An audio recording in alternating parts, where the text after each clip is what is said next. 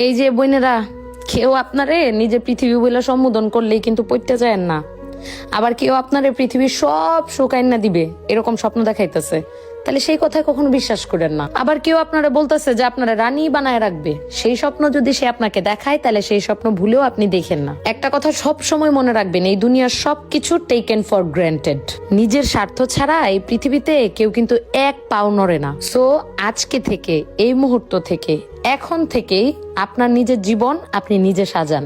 আপনি আজকে থেকে আপনার জীবন সুন্দর করার স্বপ্ন দেখেন, পরিকল্পনা করেন, সিদ্ধান্ত নেন।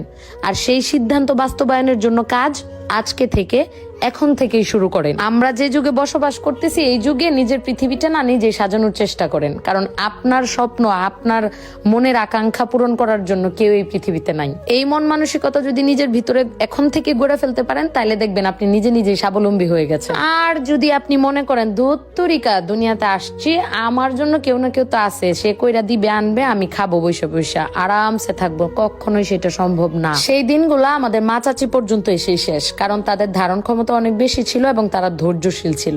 আমাদের ভেতরে ধৈর্যের ভালো মুসিবত নাই, আর আমরা তো অনেক কিছুই মেনে নিতেই পারি না। সেই জন্য তারা স্বামীর বাড়ি হোক, শ্বশুর বাড়ি হোক, যেখান থেকেই হোক, তারা অনেক বেশি তিরস্কার পাইলেও তারা দাঁতে দাঁত চেপে সেখানে থেকে গেছে। কিন্তু আমাদের যুগের মেয়েদের এসে এটা কখনোই সম্ভব না। আমাদেরকে যদি কেউ দুইটা কথা বলে, তাহলে আমরা সেখানে চারটা কথা শোনায় রেখে আসবো। বর্তমান যুগের মেয়েরা আমরা এরকমই। আমাদের এখন কিন্তু যখন তখন tour, hang out, party, concert, coffee, এগুলো কিন্তু অনেক ভাল লাগে, যেটা আমাদের মা চাচিদের সময় তারা কল্পনাও করতো না।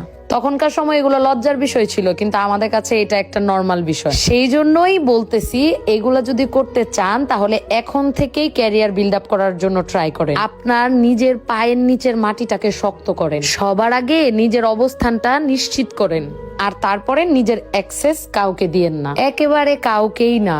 আপনি আপনার ক্যারিয়ার গড়তে গিয়ে কারোর সাথে জড়াই গেছেন, সমস্যা নাই, ঠিক আছে, আপনি লয়াল থাকেন, কিন্তু কোনোভাবেই দয়াল সাজতে যায়েন না। এখন থেকেই নিজেকে এমন ভাবে প্রস্তুত করেন যেন আপনাকে কেউ ছেড়ে যাবে এমন কিছু হওয়ার আগে আপনি নিজেই তাকে ছেড়ে আসতে পারেন।